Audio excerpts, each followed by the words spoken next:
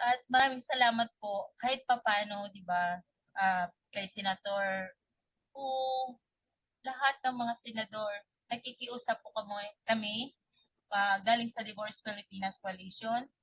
Kami po, hindi naman po kami, hindi kami susugod sa inyo kung wala pong dahilan.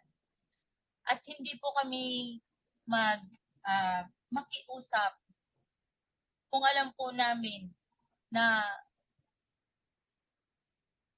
hindi nyo kami maintindihan.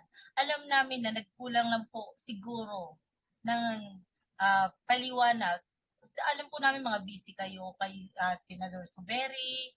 So, ang sa amin lang, kami mga ordinaryong Pilipino, kami mga ordinaryong mga kababaihan bilang sa ina ng mga anak, ang sa amin lang po sana,